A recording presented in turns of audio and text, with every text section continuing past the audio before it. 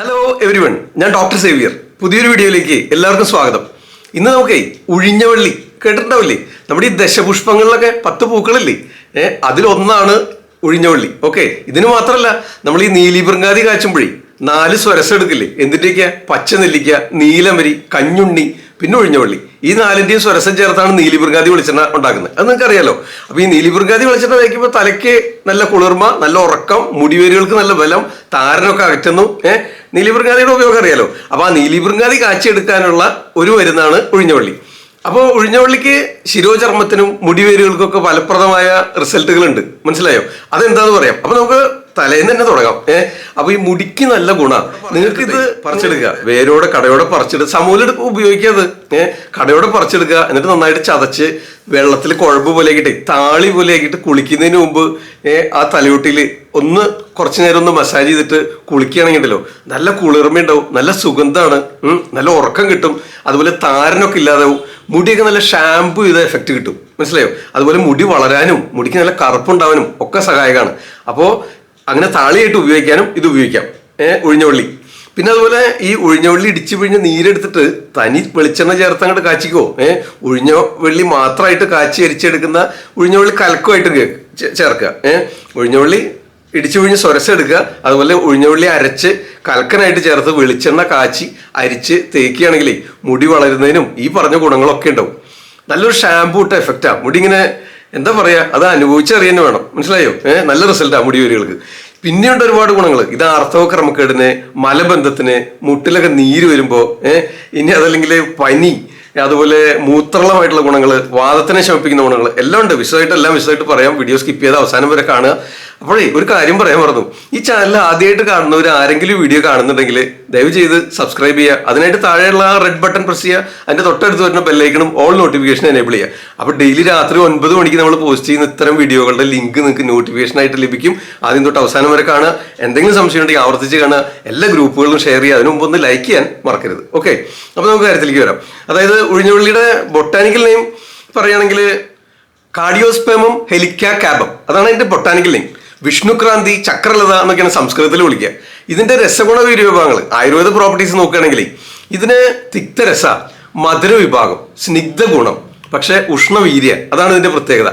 അപ്പോൾ ഈ മുടിവേരുകൾക്കൊക്കെ ബലം കിട്ടുന്നത് എങ്ങനെയാണെന്ന് വെച്ച് കഴിഞ്ഞാൽ ഈ നമ്മുടെ കലിതം അല്ലെങ്കിൽ ഫലിതം എന്നൊക്കെ വിളിക്കുന്ന അവസ്ഥയുണ്ടല്ലോ. കലിതം എന്നാണ് ആയുർവേദത്തിൽ ഈ ബാൾഡ്നെസ്സിന്, കഷണ്ടിക്ക് പറയുന്നത് സംസ്കൃത പേര് കലിതം എന്നാ.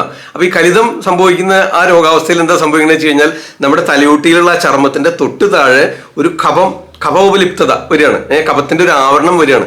അപ്പൊ ആ മുടിവേരുകൾക്കുള്ള ബ്ലഡ് സർക്കുലേഷനും ആ പോഷകങ്ങൾ ലഭിക്കുന്നതും ഒക്കെ കുറയും. അപ്പൊ അതുവഴി ആ ഹെയർ റൂട്ടിന് ബലക്കുറവ് വരുമ്പോഴാണ് ഈ മുടി കൊഴിച്ചിൽ ഉണ്ടാവുന്നത്. അപ്പൊ അതുകൊണ്ട് തന്നെയാണ് ഈ സ്നിഗ്ധ ഗുണവും തിക്തരസവും മധുര വിഭാഗവും ഉള്ള ഉഷ്ണവീര്യത്തോടു കൂടിയ ഈ ദ്രവ്യം ആ മുടിവേരുകൾക്ക് ആ കഫത്തിനൊക്കെ അലിയിച്ച് കളയുന്നതിന് സഹായിക്കുന്നുണ്ടാവും. അതുകൊണ്ട് തന്നെയാണ് ഇത് താളിയായിട്ട് ഉപയോഗിക്കാനും അതുപോലെ വെളിച്ചെണ്ണ കാച്ചി അരിച്ച് തേച്ചാലും മുടിവേരുകൾക്ക് നല്ലതെന്ന് പറയുന്നത്. അതുപോലെ നീലിപൃങ്കാതിയിലും ഇത് ചേർക്കുന്നുണ്ട്, നിങ്ങൾക്കറിയാലോ. ഇനി നമുക്ക് അടുത്തതായിട്ടേ ഈ ആർത്തവ ക്രമക്കേടുകൾ, അതായത് PCOD കൊണ്ടോ നമുക്ക് പീരീഡ്സ് ഒരുപാട് ലേറ്റ് ആവുക, അല്ലെങ്കിൽ ഭയങ്കര പെയിൻഫുൾ പീരീഡ്സ്, ഇനി ഫ്ലോ കുറച്ച് കുറയുക, ഇടവിട്ട് അല്ലെങ്കിൽ വൈകി സൈക്കിൾസ് ഒക്കെ ഇറഗുലർ ആകുക, ഇത്തരം അവസ്ഥയില്ലേ? ഈ അവസ്ഥയിൽ എന്താ ചെയ്യേണ്ടത് വെച്ച് കഴിഞ്ഞാൽ ഇതിന്റെ സമൂലം പറിച്ചെടുക്കാം കേട്ടോ. ഉഴിഞ്ഞവള്ളി സമൂലം. മഴയൊക്കെ പെയ്ത് കഴിഞ്ഞാൽ, ഇപ്പൊ മഴ തുടങ്ങി കഴിഞ്ഞാൽ നമ്മുടെ പാടത്തും പറമ്പുകളും ഇഷ്ടം പോലെ ഉണ്ടാവും. ഇതിങ്ങനെ ഒരു വള്ളി പോലെ പടർന്നു വളരുന്ന ഒരു സസ്യമാണ്. അത് കടയോടെ പറിച്ചെടുത്ത് കഴുകി അത് ചെറുതായിട്ടൊന്ന് ചതച്ച് അരച്ചെടുക്കുക.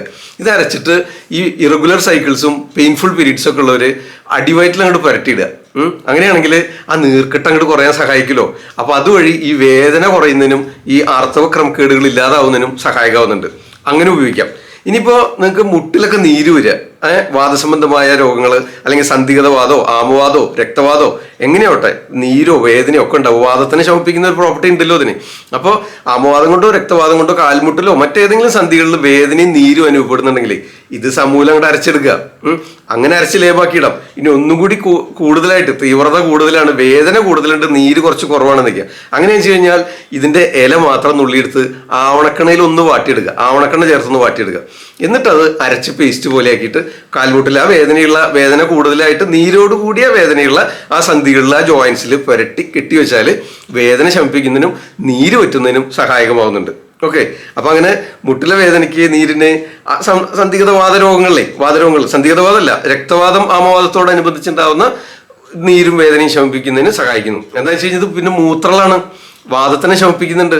ഇനിയിപ്പോൾ പനി ഒന്നും നിൽക്കുക, വേറെ മരുന്നൊന്നും കിട്ടിയില്ല, ഇത് ഇടിച്ചു കഴിഞ്ഞ നീരുണ്ടല്ലോ, 1 ഔൺസ് രാവിലെയും 1 ഔൺസ് രാത്രിയും ഭക്ഷണത്തിന് മുമ്പ് അങ്ങനെ സേവിക്കുക. കുറച്ച് നാൾ ഒരു 4-5 ദിവസം അടുപ്പിച്ചായിട്ട് കഴിച്ചു കഴിഞ്ഞാൽ ഈ പനി കുറയുന്നതിന് സഹായിക്കും.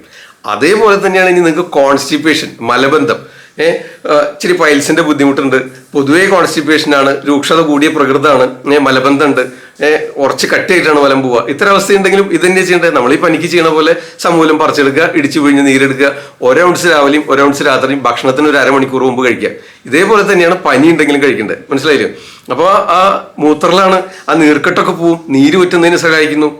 മനസ്സിലായില്ലേ? അപ്പൊ ശരീരത്തിൽ ആ ഇൻഫ്ലമേഷൻ ഉണ്ടാവുന്ന, പിത്തം കോപിച്ചിട്ടോ എന്തെങ്കിലും നീർക്കെട്ട് ശരീരത്തിൽ ഉണ്ടാവുന്നുണ്ടെങ്കിൽ ആ മൂത്രളമായിട്ടും അതുപോലെ മലശോധന ഉണ്ടാകുമ്പോൾ ജ്വരത്തിന്റെ കാഠിന്യം അങ്ങോട്ട് കുറഞ്ഞു വരും. അത്രയേ ഉള്ളൂ ഇതിന്റെ തത്വം. ഓക്കെ. അപ്പോൾ സന്ധിഗതവാദത്തിൽ ഉപയോഗിക്കാം, പനിയിൽ ഉപയോഗിക്കാം, മൂത്രലാണ് എന്തെങ്കിലും യൂറിനറി ട്രാക്ട് ഇൻഫെക്ഷനോ അല്ലെങ്കിൽ കിഡ്നി സ്റ്റോണുമായിട്ട് ബന്ധപ്പെട്ട് മൂത്രം പാസ് ചെയ്യുമ്പോൾ പുകച്ചിലോ ചുട്ടുനീറ്റൊക്കെ തോന്നുന്നുണ്ടെങ്കിൽ ആ അവസ്ഥയിൽ പറ്റും. മുടിവേരുകൾക്ക് ബലം നൽകുന്നതിന് വെളിച്ചെണ്ണ കാച്ചി ഉപയോഗിക്കാം, നീലിപ്രങ്ങാതി വെളിച്ചെണ്ണ കാച്ചാനായിട്ട് എടുക്കാം, താളി ആയിട്ട് ഉപയോഗിക്കാം, അതുപോലെ കോൺസ്റ്റിപ്പേഷൻ ഉപയോഗിക്കാം. പിന്നെ ഈ നീര് പറ്റാനും സഹായിക്കും, പനി മാറും. ഓക്കെ. ഇത് ആവർത്തിച്ച് പറയുന്നത് നിങ്ങൾ മനസ്സിൽ ഉറപ്പിക്കാൻ വേണ്ടിയിട്ടാണ്. ഒരു സംശയം ഉണ്ടാകാൻ പാടില്ല. എന്തെങ്കിലും സംശയം ഉണ്ടെങ്കിൽ ആവർത്തിച്ച് 1-2 തവണ കണ്ടു കഴിഞ്ഞാൽ നിങ്ങൾക്ക് മനസ്സിലാവും. ഇത് പറമ്പുകളിലൊക്കെ ഇഷ്ടം പോലെ പടർന്ന് വളരും. നമ്മുടെ കേരളത്തിൽ പ്രത്യേകിച്ച് ഈ കാലാവസ്ഥയിൽ മഴയൊന്ന് പെയ്താൽ നോക്കിക്കോ, ഇത് നമ്മൾ വെറുതെ വലിച്ച് പറിച്ച് കളയുക പറമ്പൊക്കെ വൃത്തിയാക്കുമ്പോൾ. അങ്ങനെ ചെയ്യരുത്, ഇത് പറിച്ച് സൂക്ഷിക്കുക. നിങ്ങൾക്ക് വെളിച്ചെണ്ണ കാച്ചി സൂക്ഷിക്കാലോ. പിന്നെ പച്ചക്കായിട്ട് തന്നെ നിങ്ങൾക്ക് അരച്ച് താളിപ്പൊടിയായിട്ട് ഉപയോഗിക്കാലോ. മുടി വളരാനും, മുടി ഇങ്ങനെ ഷാമ്പു ഇട്ട പോലെയാവും. ഇത് നാച്ചുറൽ ഷാമ്പു എന്ന് വിളിക്കാം. ഓക്കെ. അപ്പൊ ഒട്ടനവധി ഉപയോഗങ്ങളാണ്. ഇനി ആവർത്തിച്ച് പറയണ്ടല്ലോ, ബോറടിക്കണ്ട, നിർത്താം. അപ്പോൾ വീഡിയോ അവസാനം വരെ കാണുക, സ്കിപ്പ് ചെയ്യാതെ കാണണം, എന്നാലേ ഇത് മനസ്സിലാവുള്ളൂ. ഇത് മനസ്സിൽ ഉറപ്പിക്കണം. നിങ്ങൾ ലൈക്ക് ചെയ്യാൻ ഒന്നും കൂടെ ഓർമ്മിപ്പിക്കുക. പിന്നെ എല്ലാ ഗ്രൂപ്പുകളിലും ഷെയർ ചെയ്യുക, ആർക്കെങ്കിലും ഉപകാരപ്പെടുന്നേ. വേണമെങ്കിൽ ഇതിന്റെ ലിങ്ക് എടുത്ത് നിങ്ങൾ സ്റ്റാറ്റസ് ആയിട്ട് ഇട്ടോ, അപ്പോഴും എല്ലാവർക്കും അത് കാണാനായിട്ട് പറ്റും. ഓക്കെ. അങ്ങനെ മാക്സിമം ആൾക്കാരിൽ ഇത് എത്തിക്കാനുള്ള ആ ഒരു സംരംഭത്തിൽ നിങ്ങളും കൈകോർക്കണം എന്ന് അപേക്ഷിക്കണം. ഓക്കെ. വീഡിയോന്റെ അവസാനം 2 ഭാഗത്തായിട്ട് ഈ സൈഡിലും ഓരോ എൻഡ് സ്ക്രീൻ വരും. അതിൽ നമ്മൾ മുൻപ് ചെയ്തിട്ടുള്ള ഷോർട്ട് വീഡിയോസ് ഉണ്ട്, അതുപോലെ ഈ സൈഡിൽ മുൻപ് ചെയ്തിട്ടുള്ള വീഡിയോസ് ഉണ്ട്, അതിന്റെ ലിങ്ക് കിട്ടും. അത് കയറി കാണുക. എന്തെങ്കിലും നിങ്ങൾക്ക് ആവശ്യമുള്ളത്, താല്പര്യമുള്ളതെങ്കിൽ, നിങ്ങൾക്ക് ഉപകാരപ്പെടുന്നുള്ളതുണ്ടെങ്കിൽ കാണുക, എല്ലാവർക്കും ഷെയർ ചെയ്ത് കൊടുക്കുക. അതുപോലെ തന്നെ ഇവിടെ ഐ ബട്ടണിലും വരുന്നുണ്ട്. ഓക്കെ. ഇതിനിടയ്ക്ക് അതും കാണിക്കാം. ഓക്കെ. അപ്പോൾ തൽക്കാലം നിർത്തുന്നു. നാളെ രാത്രി മറ്റൊരു വീഡിയോയിൽ വീണ്ടും കാണാം. നന്ദി, നമസ്കാരം. ഞാൻ ഡോക്ടർ സേവിയർ, ആദ്യം ആയുർവേദം.